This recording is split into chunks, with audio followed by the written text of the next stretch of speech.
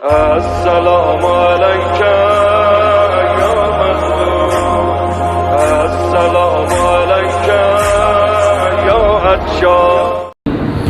واحلل عقدة من لساني يفقهوا قولي. الحمد لله رب العالمين، والصلاة والسلام على أشرف الأنبياء والمرسلين سيدنا ونبينا وشفيع ذنوبنا وطبيب قلوبنا ومولانا أبي القاسم محمد. اللهم صل على محمد وعلى أهل بيته الطيبين الطاهرين المعصومين المنتخبين المنتجبين الغر الميامين الذين قال الله في شأنهم: إنما يريد الله ليذهب عنكم الرجس أهل البيت ويطهركم تطهيرا. صلى على ورحمة الله على محبيهم ومواليهم وشيعتهم أجمعين، ولعنة الله على أعدائهم وظالميهم وغاصبي حقوقهم ومنكري فضائلهم من يوم عداوتهم إلى قيام يوم الدين. أما بعد، فقد قال أمير المؤمنين علي بن أبي طالب: ولقد علم المستحفظون من أصحاب النبي محمد صلى الله عليه وآله أنه ليس فيهم رجل له منقبة إلا وقد شركته فيها، ولي 70 منقبة لم يشركه فيها أحد منهم. بلند تر الصلوات. اللهم صل على محمد. دعا ہے خالق کائنات آپ کو سوائے غم اہل بیت اطہار کے اللہ رب العزت کوئی اور غم نہ دکھائے، اور آپ کو ہمیشہ آپ کے قلوب کو محبت سید الشہداء اور محبت اہل بیت اطہار کے ساتھ سرشار فرمائے۔ عزاداری سید الشہداء کو اللہ رب العزت ہر قسم کے دشمنوں سے محفوظ فرمائے۔ ذاکرین اعظام، خطباء کرام، علماء کرام، ماتمیان، عزاداران، بانیان، سوگواران جہاں جہاں بھی اپنی خدمت سر انجام دے رہے ہیں، اس پرآشوب دور میں اللہ رب العزت ان کی خصوصی حفاظت فرمائے، اور جو مریض ہیں خالق کائنات انہیں شفاء کامل و عاجل عطا فرمائے، اور خاص طور پہ ہمارے بعض علماء کرام ذاکرین پریشان حال ہیں اس وقت، ان کی بعض کے ایکسیڈنٹ ہوئے ہیں، جیسے جناب مولانا سید سبت حسن نقوی صاحب، دعا ہے خالق کائنات انہیں جلد از جلد شفاء کامل و عاجل عطا فرمائے۔ اپنی ان تمام دعاؤں کی قبولیت کے لیے مجلس کے آغاز کے لیے ایک دفعہ مل کے بلند تر صلوات۔ اللہم صل علی محمد۔ سامعین گرامی قدر، مولا کائنات کی اس حدیث مبارکہ سے گفتگو کا آغاز کر رہا ہوں کافی دنوں سے، کہ حضرت علی علیہ السلام نے ارشاد فرمایا کہ اصحاب پیغمبر میں سے کوئی ایسا صحابی نہیں ہے جسے کوئی منقبت یا فضیلت ملی ہو مگر یہ کہ ابو طالب کا بیٹا علی اس میں شریک ہے، اور میں علی کو اللہ نے ایسی 70 فضیلتیں عطا فرمائیں جن میں میرا کوئی شریک نہیں ہے۔ ان مناقب اور ان فضائل اور ان عظمتوں میں سے ایک عظمت جو مولا نے اپنے لیے بیان فرمائی اس حدیث میں بھی، اور اکثر جب محفل ہوتی تھی اصحاب کی تو فخر و مباحات کر کے فرمایا کرتے تھے کہ میں وہ علی ہوں جسے اللہ نے وہ علم عطا فرمایا ہے جو کسی اور کو ایسا علم نصیب نہیں ہوا۔ ظاہر ہے کہ ہمارے مذہب کا یہ عقیدہ ہے اور یہ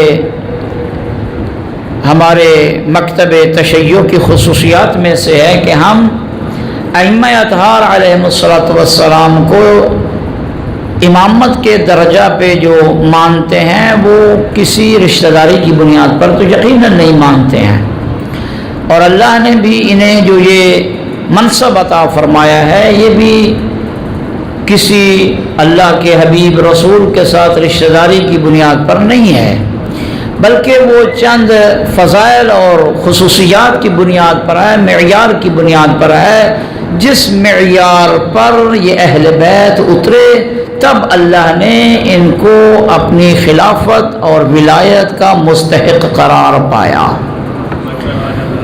ان صفات اور ان معیار کی جو چیزیں ہیں ان میں پہلی چیز جیسے میں نے عرض کی تھی وہ ہے علم۔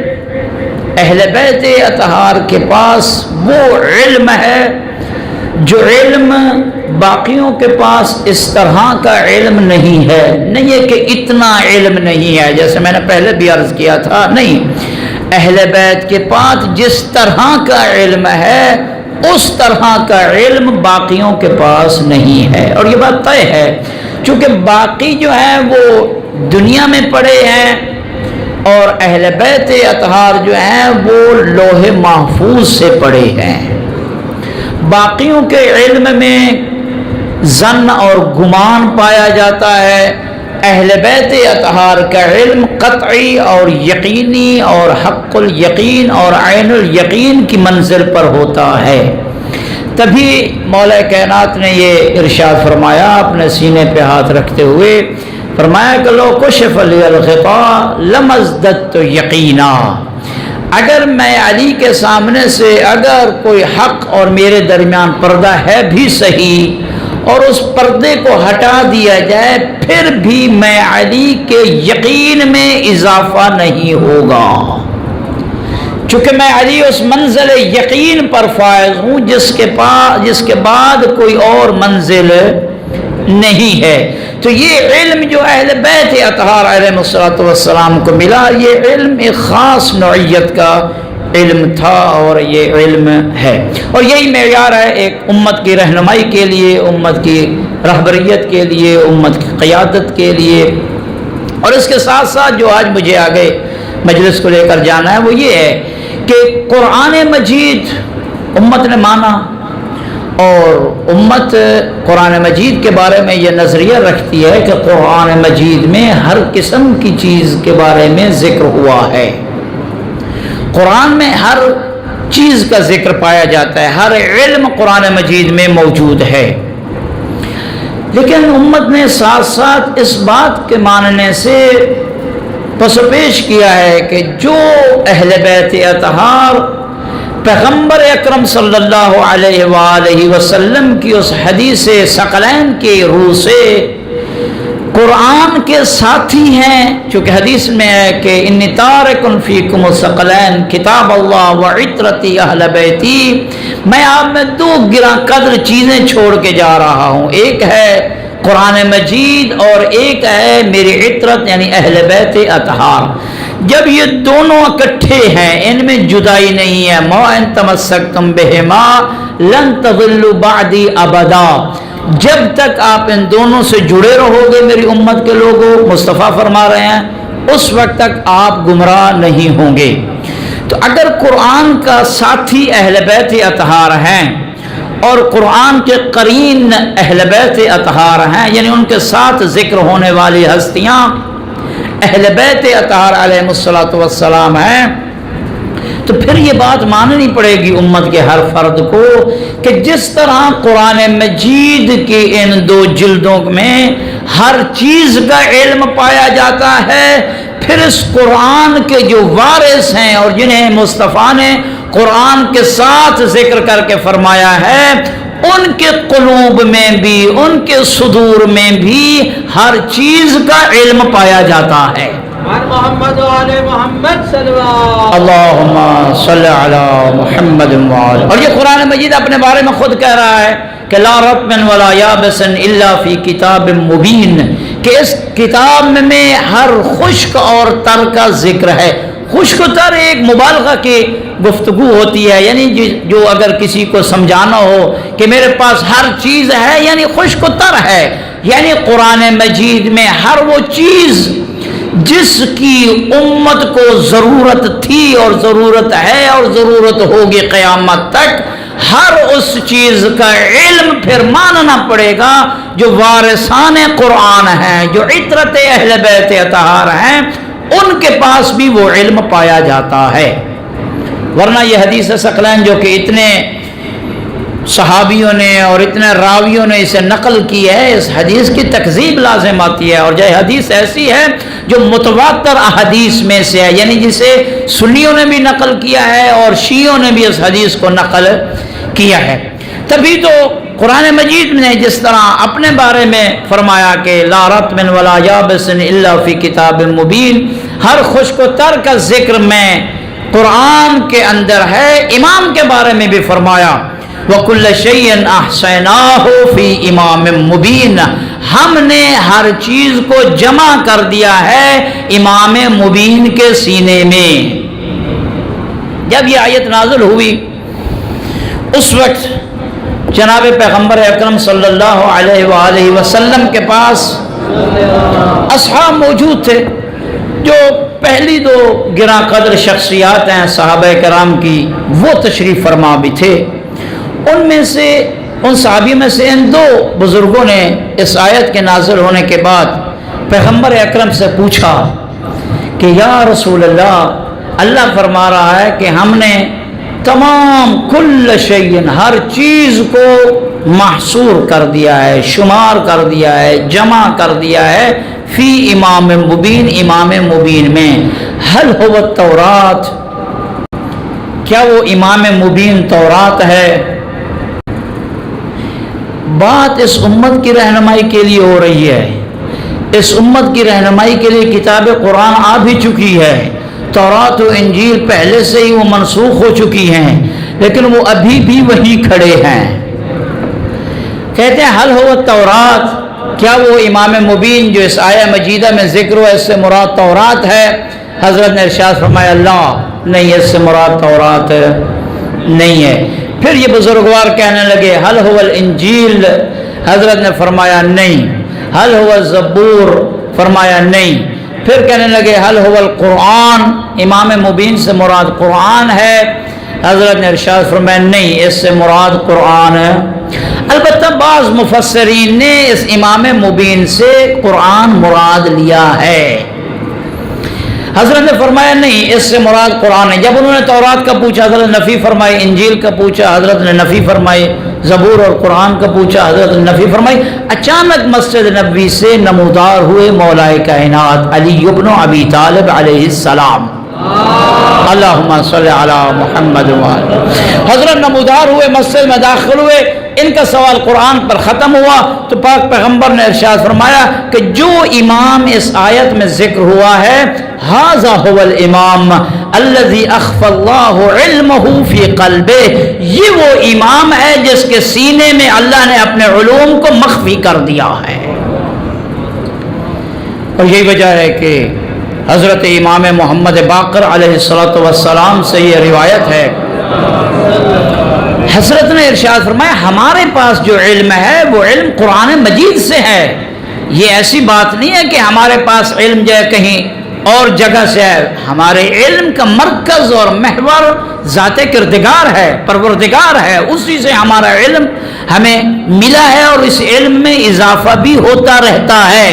اور یہی وجہ ہے کہ اصول کافی جو آپ کے مذہب کی بڑی معروف 4 کتابوں میں سے، کتب اربع جسے کہتے ہیں، ان کتابوں میں سے کتاب ہے، اس میں باقاعدہ شیخ کلینی رحمۃ اللہ علیہ نے یہ باب قائم کیا، چیپٹر قائم کیا، جس میں یہ ہے کہ وہ روایات جو ثابت کرتی ہیں کہ اہل بیت اطہار کے علم میں اضافہ ہوتا رہا، اور خود قرآن مجید کی آیہ مجیدہ بھی ہے کہ قرآن مجید میں رب العزت نے اپنے حبیب کبریا کو ارشاد فرمایا، قل رب زدنی علما، اے حبیب کہہ دیجئے کہ میرے علم میں اضافہ فرما۔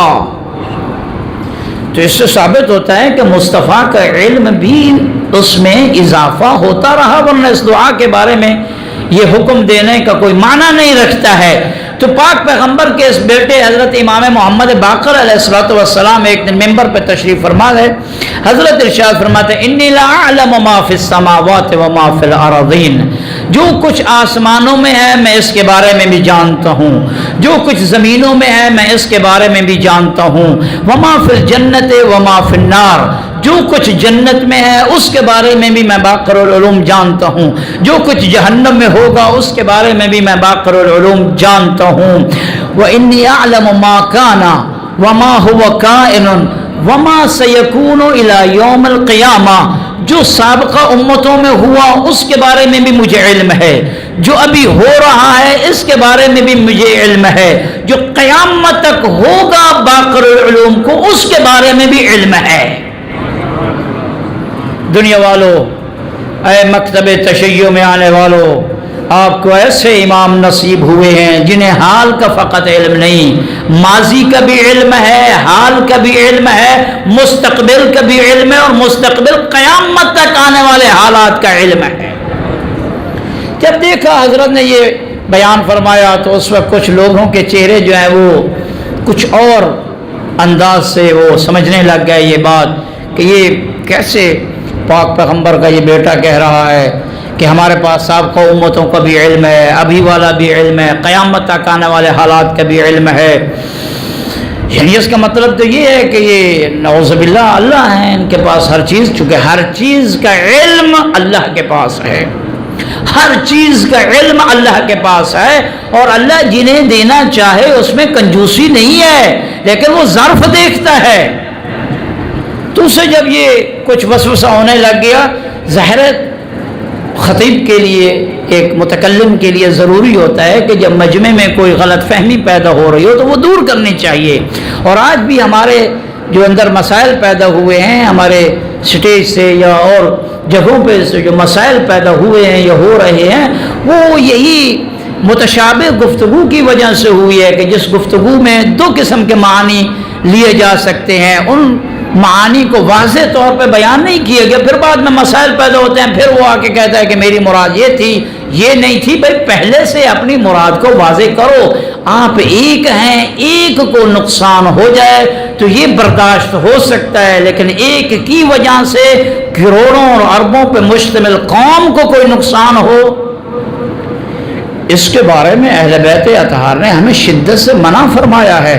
حضرت نے جب دیکھا کہ ان کے چہرے پریشان ہو رہے ہیں، یہ مجھے کچھ اور سمجھ بیٹھیں گے، تو حضرت نے ارشاد فرمایا یاد رکھو یہ جو میں نے کہا ہے کہ میرے پاس سابقہ امتوں کا علم ہے، میرے پاس موجودہ علوم ہے، قیامت تک کے آنے والے حالات کو میں جانتا ہوں، میں آسمان کے راستوں کو جانتا ہوں، میں زمین کے راستوں کو جانتا ہوں، میں جنت و جہنم میں جو کچھ ہو رہا ہے وہ سب جانتا ہوں، یہ میں نے قرآن سے لیا ہے، یہ میں نے قرآن سے لیا ہے، چونکہ قرآن نے یہ کہا ہے کہ میرے اندر ہر چیز کا علم پایا جاتا ہے۔ تو پس اہل بیت اطہار کے علم کا منبع قرآن، اور قرآن اللہ رب العزت کی کلام، لہذا یہ مت انسان سوچے کہ اہل بیت اطہار کا جو علم ہے، ان کی جو فضیلتیں ہیں، ان کی جو عظمتیں ہیں، وہ اللہ سے ہٹ کر ہیں، ایسی بات نہیں ہے۔ مرکز فضائل اہل بیت اطہار اور مناقب اہل بیت اطہار کا جو مرکز ہے، جہاں سے یہ چیزیں حاصل ہوئی ہیں، وہ اللہ رب العزت ہے۔ اور مذہب تشیع میں جس قدر توحید مضبوط ہے، اس طرح کوئی اور چیز مضبوط ہی، ہماری ہر چیز جڑی ہوئی ہے توحید کے ساتھ۔ تو اہل بیت کے اطہار قرآن کے ساتھی ہیں۔ اگر قرآن میں ہر چیز کا علم ہے تو پھر ماننا پڑے گا مسلمان کو کہ جو اس کے ساتھی ہیں یعنی اہل بیت اطہار ان کے پاس بھی ہر چیز کا علم ہے. اور قرآن مجید میں یہ جو آیہ مجیدہ ہے بل هو آیات بینات فی صدور الذین اوتوا العلم، قرآن مجید جو ہے واضح بینات واضح قسم کی آیات کا نام ہے جو ان سینوں میں ہے جن سینوں کو علم عطا کیا گیا ہے. پانچویں امام سے پوچھا گیا کہ یہ کون سے سینے ہیں جن سینوں کو اللہ کہہ رہا ہے کہ آیات بینات جو قرآن مجید کی ہیں ان سینوں میں ہیں جن سینوں میں اللہ نے علم رکھا ہے، علم ودیعت فرمایا ہے، علم عطا فرمایا ہے. پانچویں امام نے ارشاد فرمایا وہ صدور اور وہ سینے ہم اہل بیت اطہار کے سینے ہیں. اہل بیت اطہار کے پاس یہ علم قرآن مجید سے آیا. قرآن مجید میں دو قسم کے علوم ہیں. ایک ایسی آیات ہیں جو محکمات کے ساتھ تعبیر کیا ہے قرآن نے، دوسری وہ آیات ہیں جو متشابہات ہیں، جیسے کہ قرآن مجید کی سورہ آل عمران کی آیہ مجیدہ بھی ہے هو الذی انزل علیک، اللہ پاک پیغمبر کو ارشاد فرما کے کہتا ہے هو الذی انزل علیک الکتاب، اللہ وہ ہے جس نے آپ پہ کتاب کو نازل کیا. کیسی کتاب؟ فرمایا منہ آیات محکمات ہن ام الکتاب و اخر متشابہات. اس قرآن مجید میں دو کیٹیگریز کی آیات ہیں. ایک وہ آیات ہیں جو محکم ہیں، پختہ ہیں، ہن ام الکتاب، فرمایا یہ وہ آیات ہیں جن کی طرف پریشانی کی صورت میں رجوع کرنا ہے. اسے کہتے ہیں جو رجوع کرنے والی چیز ہو. بچے کی ماں یعنی بچے کو جب کوئی مشکل ہوتی ہے ماں کی طرف رجوع کرتا ہے. ہن ام الکتاب، یہ جو محکم آیات ہیں یہ اس کتاب قرآن مجید کی ام کی حیثیت رکھتی ہیں، یہ ماں کی حیثیت رکھتی ہیں. وہ اخر متشابہات، اور اس قرآن مجید میں کچھ آیات ایسی ہیں جو متشابہ آیات ہیں جو دو قسم کے معانی رکھتی ہیں. یہ معنی بھی ان سے لیا جا سکتا ہے، یہ معنی بھی لیا جا سکتا ہے. ید اللہ فوق ایدیہم، اللہ کا ہاتھ ان کے ہاتھوں پر ہے. جب ابن تیمیہ اور مکتب دیوبندیت کے جو امام جو تھے انہوں نے جب یہ آیت پڑھی تو اس نے فوراً لکھا کہ اللہ کا جسم ہے. وعلی العرش استویٰ، یہ بھی قرآن مجید کی آیت ہے کہ اللہ وہ ہے کہ جو عرش پہ کیا ہے، بیٹھا ہوا ہے. اس نے جب اس قسم کی متشابہ آیات دیکھی تو اس نے اپنے عقیدے میں لکھا کہ اللہ کا جسم ہے. اور اس گمراہ ہونے کی وجہ یہی تھی کہ اس نے وارثان قرآن سے تفسیر قرآن نہیں لی ہے. اگر وہ وارثان قرآن سے تفسیر لیتا تو آج امت میں یہ ضلالت نہ ہوتی. وہ اخر متشابہات، دوسری کیٹیگری کی آیات جو ہے وہ متشابہ آیات پر مشتمل ہیں. پھر قرآن نے یہ بھی اسی آیہ میں ارشاد فرما دیا فَأَمَّا الَّذِينَ فِي قُلُوبِهِمْ زَيْغٌ، جن لوگوں کے دلوں میں کجی ہوتی ہے، ٹیڑھا پن ہوتا ہے، اپنی مرضی کی چیزیں نکالنا چاہتے ہیں، فَيَتَّبِعُونَ مَا تَشَابَهَ مِنْهُ، تو وہ لوگ جن کے دلوں میں کجی ہے وہ قرآن مجید کی متشابہ آیات کو لے کے اپنے معانی نکالتے ہیں. جی قرآن نے یہ کہا ید اللہ، ید لفظ ید استعمال، ید عربی میں ہاتھ کو کہتے ہیں، بس اللہ کا ہاتھ ہے. قرآن میں یہ ہے کہ اللہ کرسی اور عرش پہ بیٹھا ہے، بس اللہ کا جسم ہے، بیٹھتا وہ ہے جس کا جسم ہوتا ہے. قرآن میں یہ آیا کہ اللہ اس دن جو ہے وہ ان سے منہ پھیر لے گا، بس اللہ کا جو ہے وہ جسم ہے. قرآن میں یہ ہے کہ اللہ ان کی طرف نظر اپنی نظر نہیں کرے گا، تو اس کا مطلب یہ ہے کہ نظر نہ کرنا یعنی اللہ جو ہے وہ کیا ہے، یہ آنکھیں رکھتا ہے. فَيَتَّبِعُونَ مِنْهُ مَا تَشَابَهَ مِنْهُ، جن کے دلوں میں کجی ہوتی ہے، ٹیڑھا پن ہوتا ہے، وہ اس قسم کی آیات کی اتباع کرتے ہیں. اور یاد رکھیے دو قسم کے لوگ ہوتے ہیں تحقیق کرنے والے. ایک وہ ہوتا ہے جو خالی ذہن ہوتا ہے، اپنے ذہن میں پہلے اس نے کچھ نقش نہیں کیا ہوا ہوتا، وہ دلیل کے پیچھے پیچھے چلتا ہے، جہاں جہاں اسے دلیل لے کر جاتی ہے وہاں جا کے وہ رک جاتا ہے. ایک وہ ہوتا ہے جو پہلے سے اپنے ایک مائنڈ سیٹ اس نے بنایا ہوا ہوتا ہے، توجہ ہے میری باتوں کی طرف، ایک اس نے اپنا ذہن بنایا ہوا ہوتا ہے، اس بنائے ہوئے مائنڈ سیٹ کو مزید مضبوط کرنے کے لیے اور اس کو دو لوگوں پہ اجاگر کرنے کے لیے دلیلیں جمع کر رہا ہوتا ہے، چاہے اسے ان دلیلوں کو ٹیڑھا ہی کیوں نہ کرنا پڑ جائے۔ اور آج یہی مشکل ہے، ہم قرآن سے رہنمائی نہیں لیتے ہیں، ہم قرآن کو اپنے پیچھے چلاتے ہیں، اور یہ ادھر بھی یہی ہے، ہم اہل بیت اطہار کے فرامین سے رہنمائی نہیں لیتے ہیں، ہم اہل بیت اطہار کے فرامین کو اپنے مائنڈ سیٹ کے تحت لے کر جاتے ہیں، اور یہ بہت بڑی مشکل ہے۔ اسی کی طرف قرآن مجید کے سورہ آل عمران میں اشارہ ہوا ہے کہ یہ وہ لوگ ہیں الذین فی قلوبہم زیغ، جن کے قلوب ٹیڑے ہیں، جن کے دلوں میں کجی ہے، سیدھے نہیں ہیں، حق پرست نہیں ہیں، حق کو تلاش کرنے والے نہیں ہیں، متلاشی حق نہیں ہیں، یتبعون ما تشابہ منہ، تو یہ وہ لوگ ہیں جو متشابہ آیات کی اتباع کرتے ہیں۔ پھر کیا ارشاد فرمایا پاک اللہ رب العزت نے اسی آیہ مجیدہ میں؟ اللہ رب العزت نے ارشاد فرمایا یاد رکھو یہ لوگ جو ہیں فتنہ پھیلانے کے لیے متشابہ آیات کی اتباع کریں گے اور اس آیہ مجیدہ کی اپنی مرضی سے تعویل کریں گے، لیکن وما یعلم تاویلہ الا اللہ والراسخون فی العلم، لیکن قرآن مجید کی تعویل یا وہ جانتا ہے جس کی یہ کلام ہے، یا وہ جانتے ہیں جن کے گھر میں یہ نازل ہوا ہے۔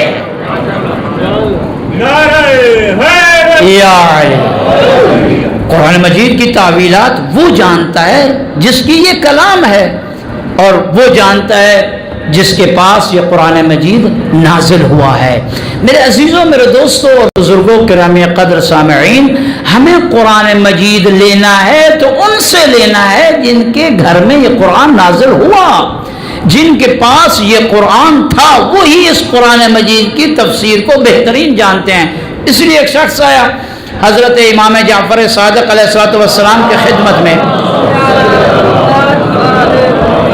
دشمن تھا، کہنے لگا کہ اگر امت میں اختلاف پیدا ہو جائے تو اس اختلاف کو کیسے ختم کرنا ہے؟ تو حضرت کے صحابی نے جواب دیا کہ قرآن کی طرف رجوع کریں گے، قرآن جو ہے وہ ختم کرے گا۔ اب اس کے بعد حضرت کے صحابی نے یہ سوال پوچھا، اس نے کہا اچھا یہ بتائیے اگر قرآن مجید کے سمجھنے میں اختلاف ہو جائے کہ ہم نے وضو میں مسح کرنا ہے یا سر کا دھونا ہے، ہم نے پاؤں پہ مسح کرنا ہے یا پاؤں کو کیا ہے دھونا ہے، ہم نے کونیوں کو اوپر سے نیچے کر کے دھونا ہے یا نیچے سے، یہ اختلافات تو قرآن مجید کی آیات کو سمجھنے اور نہ سمجھنے کی وجہ سے ہیں۔ وہ کہتا ہے مولا کا صحابی اگر قرآن مرجع ہے، قرآن کی طرف رجوع کرنا ہے، قرآن ہمارے اختلافات کو ختم کرے گا، تو پھر یہ آج امت میں اختلاف کیوں ہے؟ ایک مفسر دوسرے مفسر سے مختلف کیوں ہے؟ ایک فقیہ دوسرے فقیہ سے مختلف کیوں ہے؟ ایک مفتی دوسرے مفتی سے مختلف کیوں ہے؟ یہ اختلاف کون ختم کرے گا؟ اس نے کہا میرے پاس اس کا کوئی علاج نہیں ہے۔ بنی امیہ کا وہ تھا، حضرت صادق آل محمد کے صحابی نے کہا ہمارے پاس اس کا علاج ہے۔ وہ کیا ہے؟ جب قرآن میں اختلاف ہوگا، اس اختلاف کو ختم کرنے کے لیے اہل بیت کے دروازے پہ آنا پڑے گا۔ اہل بیت اطہار اسی لیے وارثان قرآن ہیں، یعنی وہ قرآن مجید کے مفسران حقیقی ہیں، وہ حقیقی طور پہ جانتے ہیں کہ اس قرآن مجید کی اس کلمے کا معنی کیا ہے۔ تو علم اہل بیت اطہار کا ثابت ہے قرآن مجید کی آیات کریمہ سے کہ جس طرح قرآن میں ہر چیز کا علم ہے، رطب کا علم ہے، یابس کا علم ہے، ذرہ ذرہ کا علم ہے، نماز کا علم ہے، احکام روزہ کا ہے، ہر چیز کا جب اس میں علم ہے پھر یہ بھی ان کے پاس علم ہے۔ اہل بیت اطہار کے پاس بھی ہر چیز کا کیا ہے؟ علم ہے، اور اسی علم ہی کی بدولت ہم مکتب تشیع اس وقت عروج پہ جا رہے ہیں، چونکہ ہمارے پاس علم کا وہ ذخیرہ جو ہے سلسلہ وائز یہ آ رہا ہے، اور اس وقت اس علم کے وارثان زمانہ غیبت کبریٰ امام زمانہ علیہ السلام میں اس علم کے وارث مراجع کرام ہیں، علماء کرام ہیں۔ دیکھیے، میں اسی آیہ متشابہ کے بارے میں ایک واقعہ سناتا چلا جاؤں کہ کچھ آیتیں ایسی ہوتی ہیں جو زمانہ ہوتی ہیں، جن کے معانی یہ بھی ہو سکتے ہیں وہ بھی ہو سکتے ہیں، اور ان کو صحیح طور پہ سمجھنے کے لیے دروازہ اہل بیت میں آنا پڑے گا۔ وہ بتائیں گے کہ اس آیت سے یہ مراد ہے، اس لفظ سے یہ مراد ہے۔ حضرت آیت اللہ العظمیٰ سید محسن الحکیم رحمۃ اللہ علیہ جلیل القدر فقیہ گزرے ہیں، حکیم خاندان کے، جن کی عراق میں بہت بڑے خدمات ہیں، جس خاندان کی خواتین صدام نے انہیں پھانسی دی ہے، خواتین نے جہاد کیا ہے، مردوں نے کیا ہی ہے، ایک تعداد تھی اس خاندان کی جن کی بچے اور خواتین کو بھی صدام ملعون نے شہید کر دیا۔ حج پہ جاتے ہیں، ایک زمانے میں 70 کی یہ دہائی ہے، جب وہاں جاتے ہیں نا تو شاہ کی طرف سے وہ ظاہر ہے کہ فقیہ تھے اور ایک بہت بڑے مذہب کے وہ مرجع تھے، اور اس وقت ان کے ساتھ کوئی اور مرجع ہی نہیں تھا، یعنی مکتب تشیع میں کچھ ایسے مراجع گزرے ہیں جو اپنے زمانے میں فقیہ دہر ہوا کرتے تھے، یعنی زمانے کے فقط وہی ایک ہی وحید اور تنہا فقیہ ہوا کرتے تھے۔ جب وہ گئے ہیں تو شاہ نے بڑا پروٹوکول دیا، اس نے سارے جو اس کے مذہبی رہنما تھے انہیں بھی اس نے بلایا، لیکن جو اس وقت کا جو مفتی سعودیہ تھا وہ نہیں آیا۔ اس سے کہا گیا کہ بھائی آخر ہمارا مہمان ہے، سیاسی بنیاد پہ بھی بہرحال رکھ رکھاؤ کرتے ہوئے تجھے آنا چاہیے تھا، نہیں آیا، بہرحال وہ نہیں آیا، لیکن اتفاق سے ایک کھانے پہ اتفاق سے جمع ہو گیا، وہ بھی تھا حضرت آیت اللہ العظمیٰ سید محسن الحکیم بھی تھے۔ وہاں جب بیٹھے تو آغا محسن الحکیم نے یہ پوچھا کہ آپ کی زیارت نہیں ہوئی فلاں مقام پہ، جیسے سب نے استقبال کے لیے آنا تھا، آپ وہاں نہیں تھے، نظر ہی نہیں آئے، اتنے دنوں بعد آج ملاقات ہوئی، کیا وجہ ہے؟ تو اس نے کہا میں اس لیے نہیں آیا کہ شیعوں کا قرآن پر یقین نہیں ہے۔ توجہ ہے، شیعہ قرآن کے ظاہر کو نہیں مانتے ہیں، یہ ہم پہ تہمت ہے کہ شیعہ قرآن کے ظاہر کو نہیں مانتے، یہ اپنی تعویلیں کرتے ہیں۔ حضرت نے فرمایا ہم تو بھائی قرآن کے ظاہر کو بھی مانتے ہیں، قرآن کے باطن کو بھی مانتے ہیں، ہم قرآن کے ماننے والے ہیں۔ کہتے ہیں نہیں، آپ کو ید اللہ فوق ایدیہم کی آپ ایک اپنی تفسیر کرتے ہیں، جبکہ اللہ کہہ رہا ہے کہ میرا ہاتھ ہے، تو یہ قرآن کے ظاہر کو نہیں مانتے۔ حضرت نے ارشاد فرمایا ایسی بات نہیں ہے۔ جب وہ اصرار کرنے لگا تو حضرت نے یہ آیہ مجیدہ کی تلاوت فرمائی۔ اتفاق سے وہ مفتی نابینا تھا، قرآن مجید کی آیہ مجیدہ ہے، حضرت نے ارشاد فرمائی، تلاوت فرمائی، فرمایا کہ اللہ نے یہ فرمایا ہے من کان فی ہذہ اعمی فہو فی الآخرۃ اعمی۔ اعمی عربی میں اندھے کو کہتے ہیں۔ فرمایا کہ قرآن مجید یہ کہہ رہا ہے من کان فی ہذہ اعمی، جو اس دنیا میں اندھا ہوگا قیامت والے دن بھی وہ اندھا محشور ہوگا۔ کہنے لگا یہ کیسے؟ حضرت نے فرمایا یہ قرآن مجید کی آیت ہے، آپ ظاہر پہ عمل کرتے ہیں، اعمی یعنی اندھا، تو جو دنیا میں اندھا ہے ظاہری طور پہ جس کی بینائی نہ ہو، آخرت میں بھی وہ کیا ہوگا؟ اندھا ہوگا۔ تو ظاہر آیت تو پھر یہ کہتی ہے اگر ہم ظاہر مانیں تو اس کا مطلب یہ ہے آپ جب محشور ہوں گے اندھے محشور ہوں گے۔ کہنے لگا ایک تو آپ مہمان ہیں، اور دوسرا اتنے دنوں کے بعد میری آپ سے ملاقات ہوئی، اور پھر اس کے بعد آپ مجھے یہ بات سنانے آئے ہیں کہ میں آخرت میں اندھا محشور ہوں گا، اس حالت میں محشور ہوں گا۔ فرمایا آپ کا مکتب یہی کہتا ہے، آپ کا نظریہ یہ کہتا ہے۔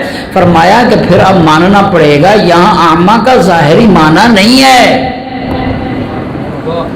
یہاں یہ ظاہری نابینا اور بینائی یہ معنی نہیں ہے، یہاں مراد یہ ہے کہ جو اس دنیا میں ولایت سے منہ موڑے ہوئے ہے، حق سے منہ موڑے ہوئے ہے، حق سے روگردانی کیے ہوئے ہے، حق سے نابینا ہے، حق منکشف اور واضح ہے، پھر بھی اس نے آنکھیں بند کی ہوئی ہیں، قیامت والے دن بھی وہ نابینا محشور ہوگا۔ حیدری یا علی عزیزو، حیدری عزیزو، یہ علم اہل بیت اطہار کا کمال ہے کہ ایک ایک آیت کے ظاہر کو بھی جانتے ہیں، اور فرمایا کہ ہر ظاہر کے 70 بطون ہیں اور ہر باطن کے اندر باطن ہے، اور یہ سارے بطون ہم آل محمد کے سینوں میں ہیں۔ تبھی آیا نا ایک شخص ہارون الرشید کی طرف سے، ہارون نے جب دیکھا کہ مکتب تشیع بنی عباس کے زمانے میں مکتب تشیع بڑا پھیلا ہے، دیکھا یہ مکتب تشیع پھیل رہا ہے اور لوگ جوک در جوک ان کے ارد گرد آ رہے ہیں، اس نے ایک حربہ استعمال کیا، یہ کہا کہ ان کا جو ہشام ابن حکم جو بڑا عالم ہے نا، حضرت امام جعفر صادق علیہ السلام کا شاگرد، اس کے لیے کچھ کیا جائے۔ تو اپنے اس وزیر جو ہے جعفر ابن برمکی کو اس نے کہا، اس جعفر نے کہا کہ پھر ہمیں کوئی علماء بلانے پڑیں گے جن علماء کے ذریعے سے اس کے علم کو توڑنا پڑے گا، اور قرآن کے ذریعے سے بحث ہوگی، قرآن کے ذریعے سے بحث ہوگی۔ یہ وہ ہے جو ان دروازوں سے پڑھ کر آیا ہے جس دروازے پہ آیتیں اتری، وہ ہے جو آیتیں اترنے کے بعد انہوں نے کچھ سمجھا اور کچھ نہ سمجھا۔ اب ان کا مقابلہ ہو رہا ہے۔ جناب ہشام بن حکم کو بھی بلایا، جعفر برمکی بھی تھا، باقی جو مناظرے کے جو علماء تھے ان کو بھی بلایا گیا۔ ہارون نے کہا میں مناظرہ میں شریک نہیں ہوں گا، اس نے ایک پردہ لگایا، پردے کے پیچھے وہ بیٹھا ہوا تھا۔ ٹاپک یہ تھا کہ آپ کہتے ہیں کہ مولا کائنات کو باقی بزرگان پر فضیلت ہے، یہ کیسے ہو سکتا ہے، کیا دلیل ہے آپ کے پاس؟ ان علماء نے کہا، اور انہوں نے قرآن مجید کی یہ آیت پیش کی، کہا کہ جبکہ قرآن مجید میں یہ آیا ہے وَثَانِيَ اثْنَيْنِ إِذْ هُمَا فِي الْغَارِ إِذْ يَقُولُ لِصَاحِبِهِ لَا تَحْزَنْ، وہ جو ہجرت کے ایک واقعہ ہے، مصطفیٰ نے جو ہجرت فرمائی اس کے بارے میں انہوں نے آیت پڑھی، کہا کہ وہ دوسرا جو تھا حبیب کبریا کے ساتھ ہجرت کی تھی، اذ یقول لصاحبہ لا تحزن، اس وقت رسول نے اپنے حبیب اور اپنے ساتھی کو یہ کہا بھی تھا کہ آپ نہ گھبرائیں، آپ ڈرے نہیں۔ تو یہ تو وہ ہے جو مصطفیٰ کے ساتھ ہجرت کے لیے گیا تھا جب مکہ کے سارے مشرکین قتل پہ آمادہ ہو چکے تھے۔ قرآن اس کی فضیلتیں بیان کر رہا ہے، آپ کہتے ہو کہ علی افضل ہے اور یہ افضل نہیں ہے، آیت اس نے بیان کی۔ اب مکتب جعفر صادق پہ پلنے والا پڑھنے والا، اس نے بس ایک ہی سوال میں ان کے سارے علم کو دھڑام کر دیا۔ اس نے کہا آیت دوبارہ پڑھ، اس نے آیت دوبارہ پڑھی، کہا یہ جو آخر میں آیا ہے آیہ مجیدہ میں کہ رسول نے اسے کہا تھا ڈر نہیں گھبرا نہیں، یہ جو وہ ڈر رہا تھا اس میں اللہ کی رضا تھی یا نہ تھی؟ یہ جو غار میں رسول کے ساتھ ہے، رحمت للعالمین کے ساتھ ہے، ہجرت کے شب کا یہ واقعہ ہے، اللہ کا حبیب اسے کہہ رہا ڈر نہیں ڈر نہیں، کیا اس کا ڈرنا اللہ کی رضا کے ساتھ تھا یا اللہ کی رضا کے بغیر تھا؟ سمجھ آئی ہے؟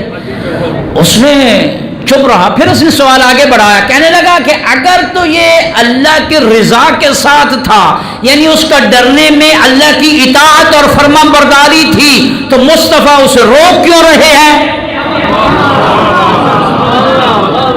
اگر اس کے ڈرنے میں اللہ کی فرما برداری اور اللہ کی رضا اس میں شامل تھی اور اطاعت خداوندی تھی، مصطفیٰ اپنے ساتھی کو کہہ کیوں رہے ہیں لا تحزن لا تحزن، نہ رو نہ ڈر، نہ رو نہ ڈر؟ اور اگر اس میں اللہ کی رضا اور فرما برداری نہ تھی تو پھر اس میں کمال کیا ہے؟ جب اس نے یہ پوچھا ان کے پاس تو کوئی جواب نہ آیا، وہ پردے کے پیچھے بیٹھ کے سن رہا تھا۔ ہشام نے فوراً پردہ ہٹایا، پردہ ہٹا کے اس نے جعفر برمکی کو کہا ان علماء کو لے کر جاؤ، اور صادق آل محمد کے شاگرد حشام کو کہا حشام اب باقی سوال بعد میں ہوں گے، تیرا علاج یہ ہے اب میں تجھے قتل کروں گا۔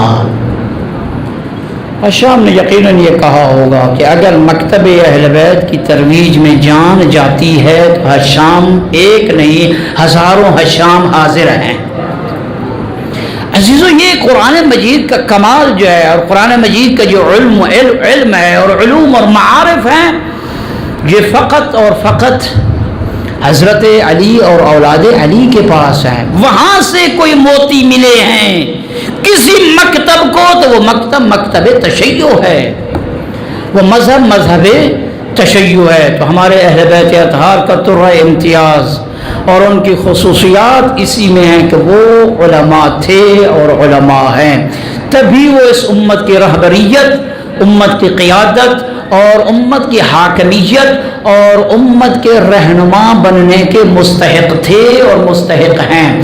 بڑا یہ عجیب مجھے یہ بات لگتی ہے کہ اس اسلام میں جس میں ہر قسم کا حکم موجود ہے، ناخن کیسے کاٹنا ہے، بائیں ہاتھ کی چھوٹی انگلی سے شروع کرنا ہے یا دائیں ہاتھ کی بڑی انگلی سے شروع کرنا ہے، بیت الخلاء کے احکام موجود ہیں، ازدواجی زندگی کے احکام موجود ہیں، اقربا کے ساتھ کیسے بیٹھنا اٹھنا ہے، استاذ کا کیسے احترام کرنا ہے، نماز کے احکام ہیں، تیری اور میرے مسواک کے سائز کا حکم موجود ہے، مسواک کو کیسے کرنا ہے، کب کرنا ہے، وضو کیسے کرنا، یہ چھوٹے سے چھوٹے احکام اسلام نے بتا دیے۔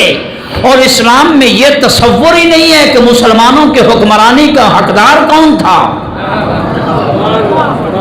یہ کیسا اسلام ہے؟ سوچنا ہے، یہ نعرے کی بات نہیں ہے میرے عزیز میرے دوست، آج بیٹھ کے تجھے سوچنا ہے، غور و فکر کرنا ہے، یہ نہ کہ میرے باپ نے یہ کہا اور میرے فلاں بزرگ مفتی نے یہ کہا۔ یہ کیسا اسلام ہے جس اسلام کے درخت کو آبیاری کی ہے مصطفیٰ نے پتھر کھا کر، ایک ایک جزئی اور ایک ایک معمولی سی معمولی چیز بھی بتا کر اس دنیا سے گئے ہیں۔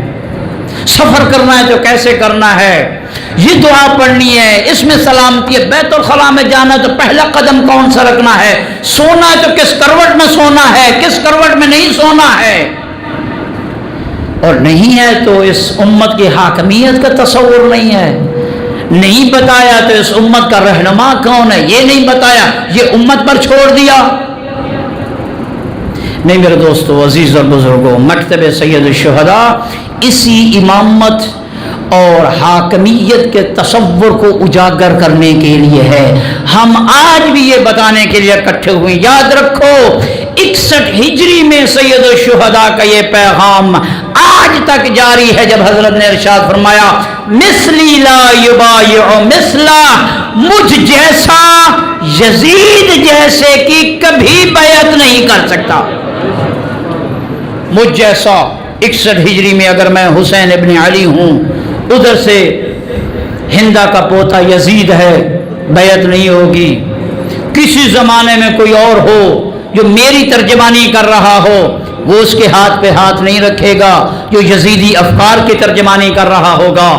آج کے زمانے میں بھی اگر کوئی یزیدیت کی ترجمانی کر رہا ہے، جو ہم حسینیت والے ہیں، ہم کبھی ان کی بیعت نہیں کریں گے، اور بیعت نہ کرنے کے بعد ہمیں علم ہے ہمارا کیا مقام ہوگا، نہ ہمیں بنگلے ملیں گے، نہ ہمیں کوٹھیاں ملیں گی، نہ ہمارے بیلنس میں اضافہ ہوگا۔ سب کو پتہ ہے، بچوں کو بھی پتہ ہے، بیعت کے انکار اور بیعت نہ کرنے کے نتیجے میں گلے کٹیں گے، لیکن ہم اپنے گلوں کو بھی قربان کرنے کے لیے تیار ہیں۔ یاد رکھو میرے دوستو عزیز بزرگو، یہ آخری پیغام، ہم نے آج تک اپنی مجلس میں حسین زندہ باد کا نعرہ لگایا ہی نہیں ہے، ہم نے آج تک اپنی مجلس میں یزید مردباد کا نعرہ لگایا ہی نہیں ہے۔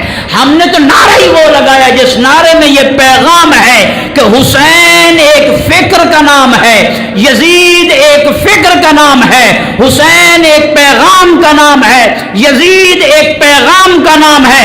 چاہے اس پیغام حسین کو پھیلانے والا علی کا بیٹا، زہرا کا بیٹا حسین تھا اس وقت، اور اس دوسرے پیغام کو پھیلانے والا ہندا کا پوتا یزید تھا۔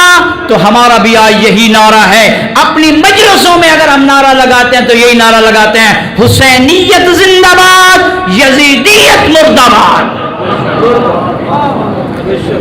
دو فکروں کا نام ہے، حسینیت فکر کا نام ہے، تھاٹ کا نام ہے، سوچ کا نام ہے، پیغام کا نام ہے، ایک مکتب کا نام ہے۔ ذات اور ذاتیات کے ساتھ تو ہمارا کوئی اختلاف ہی نہیں ہے۔ پس عزیزارو، یہی وجہ ہے ذات و ذاتیات سے بلند و برتر تھے شہدائے کربلا، رشتہ داریوں سے بلند تھے شہدائے کربلا۔ 9 محرم کو آیا ہے شمر، آ کر کہتا ہے این ابن العباس، این العباس و اخوتہ، عباس اور عباس کے بھائی کہاں گئے ہیں؟ حضرت عباس بیٹھے ہوئے تھے، جواب نہیں دیا۔ حسین نے کہا عباس آخر آیا جو ہے اس سے ہم کلام ہو جاؤ۔ حضرت نے پوچھا کس لیے آئے ہو شمر، بتا تو صحیح۔ شمر آ کر پتہ ہے کیا کہتا ہے؟ کہتا ہے آپ ہمارے رشتہ دار ہو، آپ جو ہے وہ ہماری بیٹی کے بیٹے ہو، آپ بنی کلاب کے خاندان سے ہو، ہم آپ کو امان دیتے ہیں۔ رشتہ داریوں سے بلند یہ مکتب۔ حضرت عباس نے کہا وے حق، اللہ تیری بربادی کرے، فرزند زہرا کے لیے امان نہیں ہے، میں عباس کے لیے امان ہے۔ اللہ تجھے ہلاک کرے، حسین کے لیے امان نہیں ہے، میرے لیے امان ہے۔ عزیزارو، یہ مکتب مکتب فکر ہے، مکتب مکتب پیغام ہے، مکتب حسینیت کے پیغام کو آگے لے جانا والا ہے۔ آ گئی وہ گھڑی، عباس نے اجازت مانگی۔ وہ ہے حضرت عباس، جس عباس کے بارے میں ملتا ہے کہ مدینے میں جب یہ 3 ہستیاں چلتی تھیں نا، عباس، محمد ابن حنفیہ، مسلم ابن عقیل، تو مدینہ کی عورتیں چھتوں پہ چڑھ کے دیکھتی تھیں، اتنے خوبصورت اور اتنے شجاع اور بہادر تھے۔ مدینے کے لوگ ان کو دیکھتے تھے، اور سید الشہداء کہتے تھے کہ آپ نظر بد کی دعا پڑھا کریں۔ وہ ہے عباس۔ عزیزارو، عباس نے جب دعا مانگی نا، الوداع کے لیے اجازت مانگی نا، سید الشہداء نے کہا عباس تو میرے لشکر کا سپہ سالار ہے، تو میرے لشکر کا سپہ سالار ہے۔ عباس نے کہا، دائیں دیکھا بائیں دیکھا، بعض روایات میں عباس آخری شہید کربلا تھا، دائیں بائیں دیکھ کے کہتا ہے مولا وہ کون سا لشکر ہے؟ عباس تو مارا گیا، اکبر تو مارا گیا، اور محمد مارا گیا، قاسم مارا گیا، کس لشکر کا میں سپہ سالار ہوں؟ کس لشکر کی بات کر رہے ہو؟ سید الشہداء نے حسرت بری نگاہ سے خیموں کی طرف دیکھا، کہا عباس یہ بیویاں بھی میرے لشکر کی ہیں، عباس یہ بیویاں تیری آس پہ آئی ہیں، عباس ان بیویوں کا سہارا تو ہے، عباس تیرے جانے کے بعد ان بیویوں کا کون ہوگا؟ عزیزارو، علامہ اختر عباس نجفی مرحوم فرمایا کرتے تھے، اور کمال کا جملہ اور واقعہ ایسے ہی ہے، فرماتے تھے جب تک عباس زندہ رہا کچھ آنکھیں ایسی تھیں جو عباس کے ہوتے ہوئے آرام سے سوئیں، کچھ آنکھیں ایسی تھیں عباس کے رعب کی وجہ سے بیدار رہیں، لیکن جب عباس چلا گیا وہی آنکھیں جو آرام سے سوتی تھی پھر کربلا سے شام تک سونا نصیب نہیں ہوا، اور جنہیں عباس کے رعب کی وجہ سے سونا نصیب نہ ہوا وہ آرام کی نیندیں سوتے اور مبارکبادیاں دیتے، آج عباس مارا گیا، اجرکم اللہ۔ عزیزارو، عباس نے جب اجازت مانگی، سید الشہداء نے کہا عباس بھیا بہنوں سے اجازت لے لے۔ خیمے میں آتے ہیں عباس، بہنوں کو الوداع کر رہے ہیں، بیویوں کو الوداع کرتے کرتے بہن زینب کے خیمے میں جب آئے نا، زینب عالیہ نے کہا عباس میرے سامنے بیٹھ۔ خاک کربلا پہ عباس بیٹھے، سامنے زینب عالیہ بیٹھی، آقا زادی زمین پہ خط کھینچ رہی ہیں، رو بھی رہی ہیں۔ عباس نے پوچھا ابھی عباس زندہ ہے، شہزادی روتی کیوں ہو؟ زینب عالیہ نے کہا عباس ایک دن میرے سر سے چادر اتر گئی تھی، بابا زندہ تھے، بابا نے چادر سنبھالی تھی، سر پہ رکھی بھی تھی، روئے بھی تھے۔ میں نے کہا بابا میں آپ کی بیٹی، باپ سے کوئی پردہ نہیں ہوتا، کیا ہوا چادر اتر گئی، گھر میں بیٹھے ہیں، رو کیوں رہے ہیں؟ علی مولا نے کہا تھا، میرے بابا نے کہا تھا بیٹی زینب مجھے وہ منظر یاد آ رہا ہے، یہی چادر ہوگی نیزوں سے اتاری جائے گی۔ عباس، اس وقت میں نے بابا کو کہا تھا بابا جس کا بھائی عباس جیسا ہو اس کی چادر کون اتارے گا؟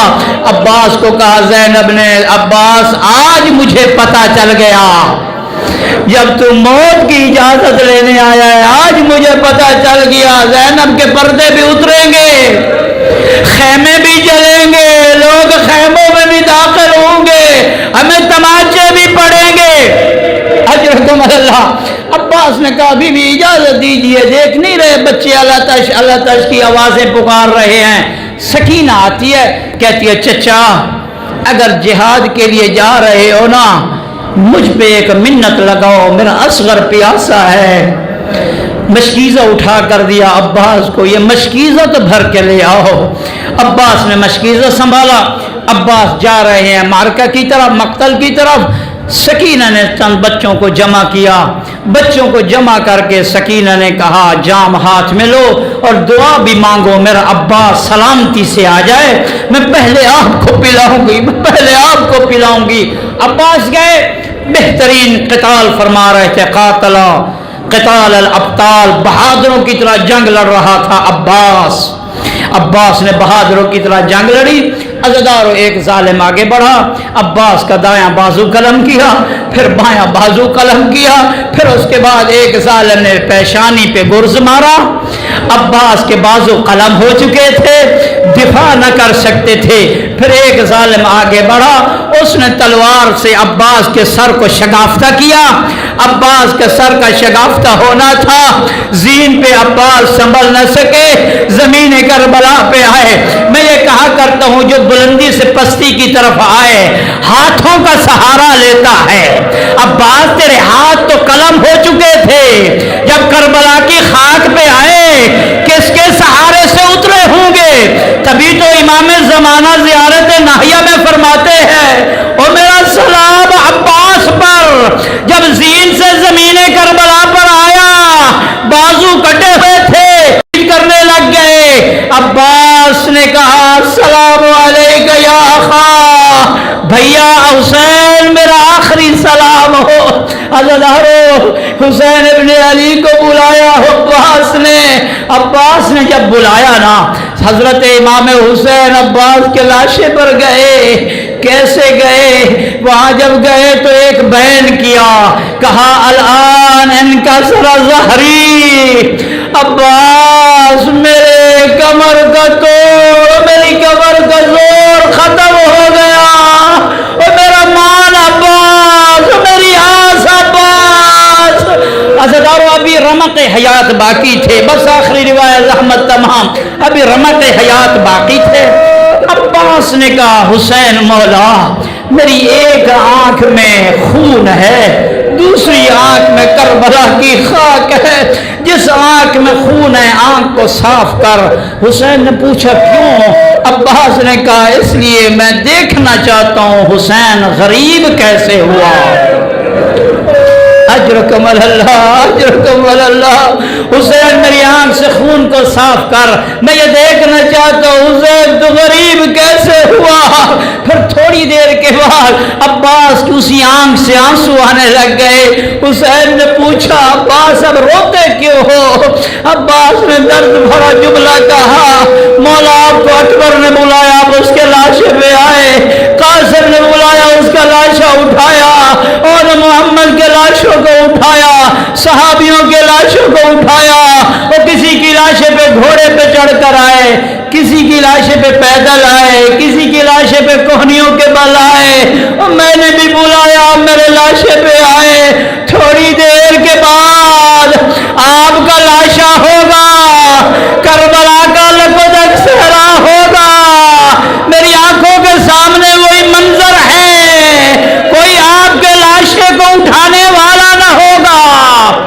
عزادارو حضرت آیت اللہ العظمہ سید الخوئی جب عباس عباس کی زیارت کے لیے جاتے تھے نا نجف سے کربلا، بس یہ آخری بہن جب نجف سے کربلا زیارت کے لیے جاتے تھے سب سے پہلے عباس کی زیارت کرتے، پھر اس کے بعد سید الشہداء کی زیارت پہ آتے، اور عباس کی زیارت پہ جب جاتے نا دروازہ پہ کھڑے ہو کے دو بین کرتا تھا سید خوئی، وہ میں دو بین سنانا چاہتا ہوں۔